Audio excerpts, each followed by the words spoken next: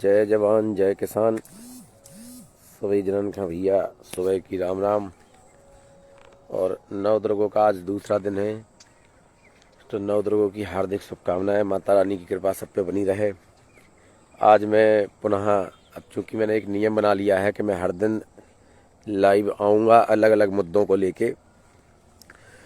सबसे पहले तो यह है कि समस्या, और समस्या के बाद है कि समस्या का कारण और फिर उसका निवारण। अब से मैं इन 3 चीज़ों पे बात किया करूँगा। तो मुद्दे बहुत सारे हैं, सभी लोग जुड़ जाएं, जितने लोग जुड़ सकते हों लाइक करें, शेयर करें। अगर मेरे मुद्दे सही लगते हैं आपको, उनका निवारण और जो अभी तक उनकी समस्या बनी हुई है उन मुद्दों की, उसका कारण भी सही लगता है, तो आप अधिक से अधिक शेयर करें और लोगों को बताएं। तो मैं आपको बता दूं कि अपने इस पूरे टीकमगढ़ जिले के अंदर जो एक और सबसे बड़ी समस्या है वो है स्वास्थ्य की, इलाज की। कि हमारे इधर व्यवस्थाएं सब है, मतलब उप स्वास्थ्य केंद्र है और प्राथमिक स्वास्थ्य केंद्र है, सामुदायिक स्वास्थ्य केंद्र है, और फिर होता है अपना जिला अस्पताल, या से बोल दो जिला स्वास्थ्य केंद्र। इसकी व्यवस्था हम बताते हैं। तो सबसे बड़ी जो समस्या अपने इधर आती है, जो अपने इधर सबसे बड़ी समस्या आती है वो है स्वास्थ्य की। लाइट यानी बिजली की है समस्या, पानी की है, लेकिन उसी तरीके से आज मैं जिस समस्या पे बात करने वाला हूँ तो वो समस्या है स्वास्थ्य की। क्योंकि संविधान में प्रदत्त मौलिक अधिकारों में हमारा अधिकार है स्वास्थ्य का। हमें स्वास्थ्य का इलाज, स्वास्थ्य का अधिकार है, समानता का अधिकार है, शिक्षा का अधिकार है, तो उनमें से एक आता है स्वास्थ्य का अधिकार। तो अब आखिर अपने जिले के अंदर स्वास्थ्य यानी जो अपने यहाँ पे अस्पतालें हैं, इनकी व्यवस्था कैसी है। तो अभी तक ये समस्या बनी हुई है। अब समस्या कैसे बनी हुई है कि जो उप स्वास्थ्य केंद्र होते हैं, जो गाँव के अंदर छोटे छोटे स्वास्थ्य केंद्र बनाए जाते हैं, तो वो पूरे जिले के अंदर कई सारे हैं, 50 से ऊपर निकलेंगे, लेकिन उनमें से एक भी चालू कंडीशन में नहीं है, कहीं पर भी डॉक्टर नहीं है। आप भी देखते होंगे आपके गांव में आसपास उप स्वास्थ्य केंद्र का बढ़िया, उस पर बढ़िया कलर पुता होगा, सब कुछ होगा उसमें, लेकिन ताला डाला रहता है, वहाँ पे कोई उपचार नहीं होता। उप स्वास्थ्य केंद्र के बाद फिर उसके ऊपर आता है प्राथमिक स्वास्थ्य केंद्र। अब प्राथमिक जो उपचार मिलना चाहिए, वे भी गाँव के अंदर बहुत सारे बने हुए हैं, उनमें भी कोई उपचार नहीं होता। वे भी शायद हमने अभी तक देखा है टीकमगढ़ जिले के अंदर शायद ही है कि कहीं पर भी स्वास्थ्य केंद्र कहीं पर भी खुला हो। उसके बाद आता है जो अपना सामुदायिक यानी उप स्वास्थ्य केंद्र भी बंद रहता है, प्राथमिक स्वास्थ्य केंद्र में भी कोई काम नहीं होता है। फिर आता है सामुदायिक स्वास्थ्य केंद्र। अब सामुदायिक क्या होता है, जो ब्लॉक पे होता है, जैसे मान लो पलेरा में सामुदायिक स्वास्थ्य केंद्र है, बल्दुगढ़ में सामुदायिक स्वास्थ्य केंद्र है, जतारा में सामुदायिक स्वास्थ्य केंद्र है। तो ये इतने, फिर आता है जिला मुख्यालय, जिला का जो जिला अस्पताल होता है। तो आप देखिए कि समस्या ये है कि इनमें कहीं पर भी इलाज नहीं होता। जो सामुदायिक स्वास्थ्य केंद्र है, जैसे पलेरा है, वहाँ पे या फिर बल्दुगढ़ हो, यहाँ पे सिर्फ पैरासीटामोल सिंगल फॉर्मूला की आपको गोली मिल जाएंगी।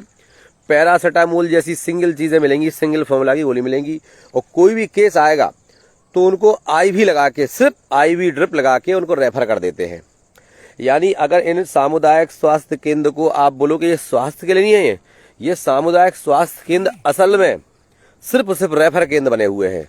हमारे पूरे टीकमगढ़ के अंदर कहीं पर भी कोई एक्सीडेंट हो जाए, किसी को सांप काट ले, किसी का कुछ भी हो जाए, डिलीवरी होनी है, तो ये जो सामुदायिक स्वास्थ्य केंद्र है, ये असल में सिर्फ रेफर केंद्र है।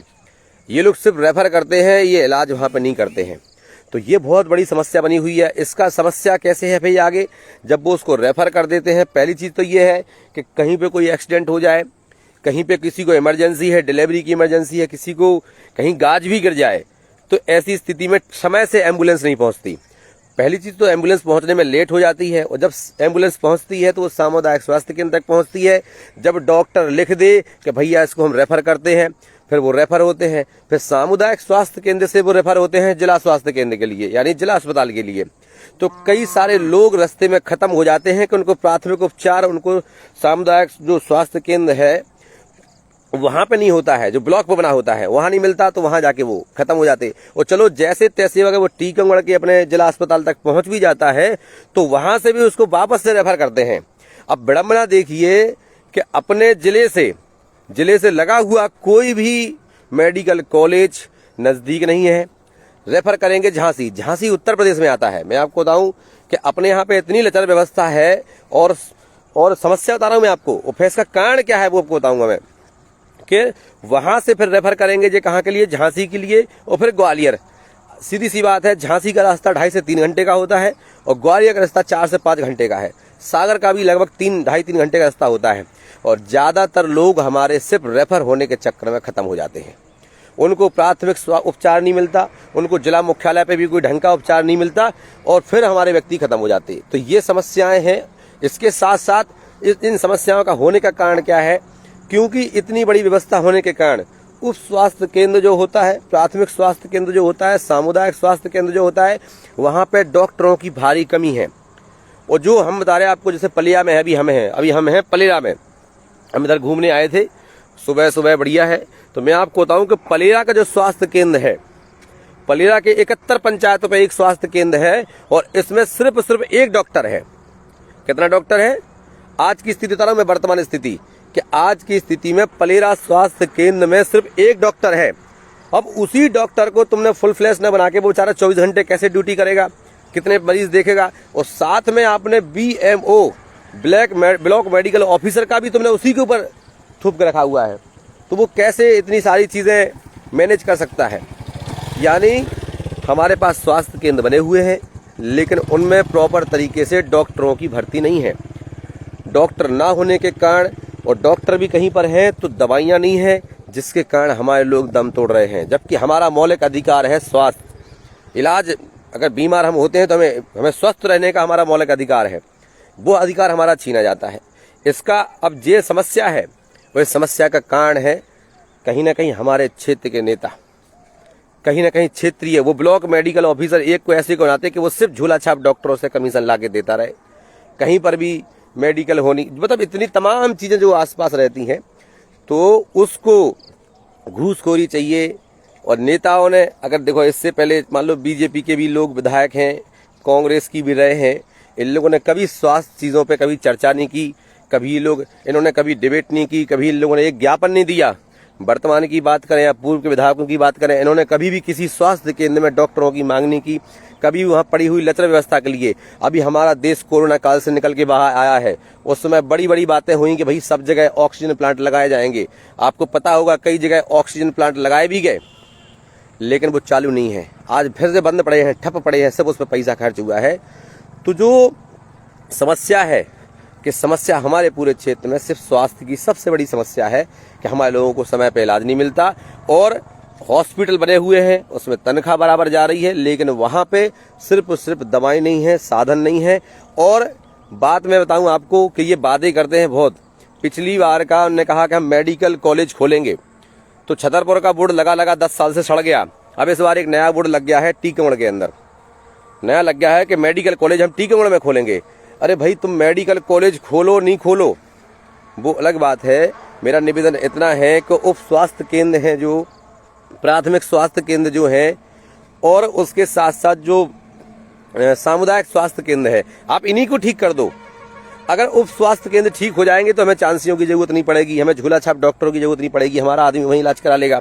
हमें मेडिकल कॉलेज इतने लेनी चाहिए कि तुम मेडिकल कॉलेज खोल दो, उसमें एक भी स्टाफ ना दो। उससे अच्छा है कि जो उप स्वास्थ्य केंद्र है उसमें स्टाफ दे दीजिए, आप वहाँ दवाइयाँ उपलब्ध कराइए। दूसरा है कि जो प्राथमिक स्वास्थ्य केंद्र है वहाँ भी डॉक्टर चाहिए, वहाँ भी दवाइयाँ चाहिए। और फिर सामुदायिक स्वास्थ्य केंद्र जो है, यहाँ पे एक नहीं 2-2, 3-3 एम्बुलेंस होना चाहिए, क्योंकि जरूरी थोड़ी ना कि एक टाइम में एक ही व्यक्ति होगा, झांसी तक जाएगा फिर लौट के आएगा दूसरा, तब बीमार होगा। तो ये चीजें हैं। तो मेडिकल कॉलेज की घोषणाएं खूब हो रही हैं, बीजेपी कांग्रेस ने खूब करी है। तो ये समस्या थी, और समस्या का कारण आपको समझ में आ गया है कि जितने भी नेता हैं वे अंगूठा टेक हैं। ना उनको ये मतलब कि जनता मर रही है कि जी रही है, ना उनको ये मतलब कि ये जो सिस्टम बना है ये जनता का अधिकार है, ये मौलिक अधिकार है। बिल्कुल स्वास्थ्य को पाना, शिक्षा को पाना मौलिक अधिकार है, हमारे अधिकार हैं। वो हमारे अधिकारों का हनन करने वाला हमारा नेता नहीं हो सकता, वो कभी इस जनता का नेता नहीं हो सकता।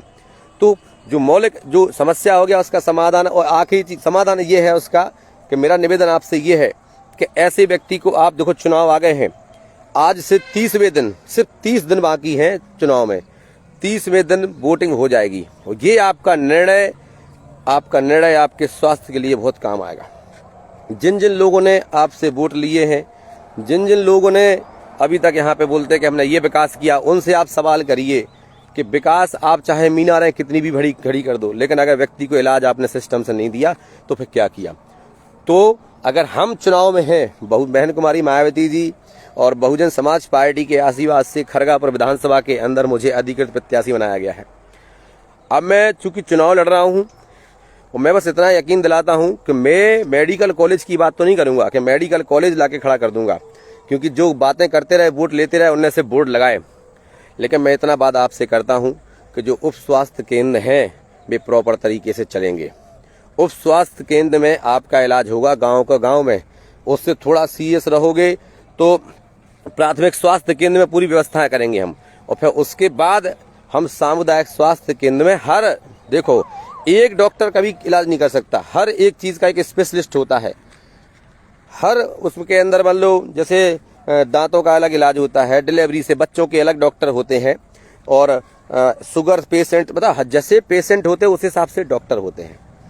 तो मैं अगर जीता चुनाव तो हर सामुदायिक स्वास्थ्य केंद्र में हर डिपार्टमेंट उसके जो संबंधित बीमारियों के अलग अलग डॉक्टर लाने का काम करूंगा। और दूसरी चीज ये है कि बीएमओ जो ब्लॉक मेडिकल ऑफिसर होगा वो फुल फ्लैश रहेगा।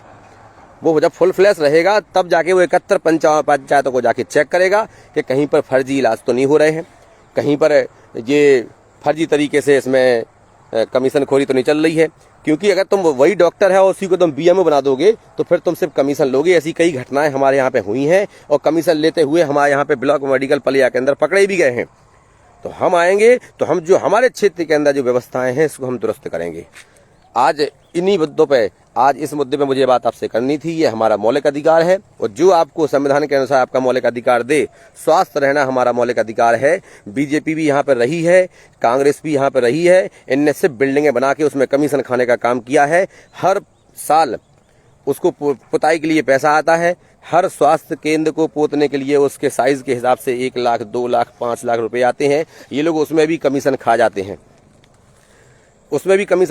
हैं, तो ऐसे लोगों को नहीं बनाओ। और जितने भी कमीशन खोर नेता हैं उनको खरगापुर इस बार छोड़ना पड़ेगा। मैं तो यही बोलूंगा, जनता ये बोलना चालू कर दे कि कमीशन खोर खरगापुर छोड़। क्योंकि हम ये नहीं बोल रहे कि मेडिकल कॉलेज बोल के इन्होंने 15 साल से आपसे वोट लिया है। मेडिकल कॉलेज खोल के इन्होंने 15 साल से बोल के आपसे 15 साल से वोट लिया है। और मेरा आपसे यही है कि जो आपके उप स्वास्थ्य केंद्र है, प्राथमिक स्वास्थ्य केंद्र है, सामुदायिक स्वास्थ्य केंद्र है, इनको मैं इतना बेहतर कर दूंगा कि अब आप अगर इमरजेंसी में भी आपको एकदम से रेफर नहीं होना पड़ेगा। इतना प्राथमिक उपचार आपको मिल जाएगा कि एटलीस्ट आप 5 से 6 घंटे तक आपकी सांसें चलती रहें, कोई सीरियस होगा तो।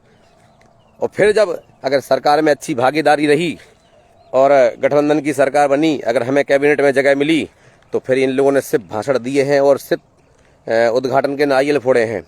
अपन वास्तविकता में यहाँ पे मेडिकल कॉलेज लाएंगे और अपन उस पर काम करेंगे। और आप लोगों ने इस मुद्दे को सुना, इस मुद्दे को बराबर वायरल करें, सबको बताएं। जितने प्रत्याशी आ रहे हैं, प्रत्याशी सभी एक जैसे हम मानते हैं, हमारे किसी से बैर नहीं है। आप बस उनसे सवाल करें कि जब आप 5 साल विधायक रहे तो उप स्वास्थ्य केंद्र में ताला काहे लगो रहो, प्राथमिक स्वास्थ्य केंद्र में ताला काहे लगो रहो, सामुदायिक स्वास्थ्य केंद्र में एक ही डॉक्टर काहे रहो। भाई हमें डॉक्टर चाहिए, इलाज चाहिए, बिल्डिंगें नहीं चाहिए। बिल्डिंगें तो सब जगह बन गई, बढ़िया पुती हैं, हमें उसमें व्यवस्थाएं चाहिए।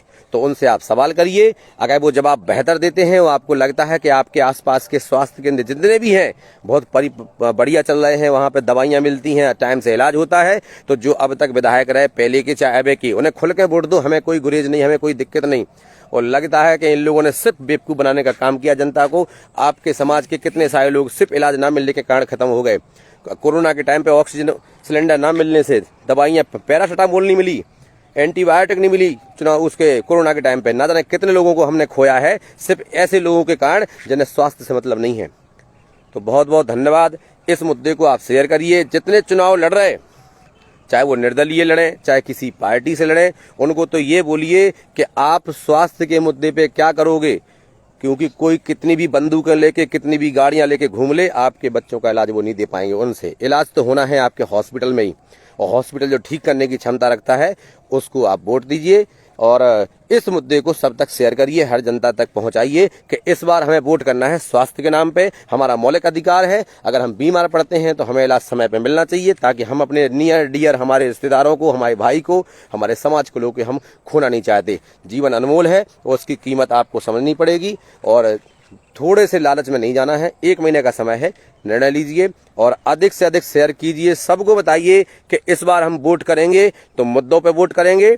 अब मुद्दों में हमारा बांध सुजारा भी है कि तुम्हें मौका मिला था, मुद्दे में हमारा शिक्षा भी है जिसमें मैंने कल बात रखी थी, और मुद्दों में हमारा स्वास्थ्य है। नए मुद्दे के साथ मैं कल फिर आपसे जुड़ूंगा। अधिक से अधिक शेयर करिए, और ये मत सोचिए कि कौन कितना मजबूत प्रत्याशी है, कमजोर है। मैं फिर बोल रहा हूं कि आपको डिसाइड करना है। हल्ला किसी को हराने का हो, लेकिन हल्ला आप करो जिताने का, कि आखिरकार किस व्यक्ति को जिताना है, क्योंकि हराने के लिए तो कोई ना कोई हारेगा, लेकिन जिताना किसको है और किन मुद्दों पर जिताना है, ये आप पे डिपेंड करता है। बहुत बहुत धन्यवाद। जय जवान, जय किसान।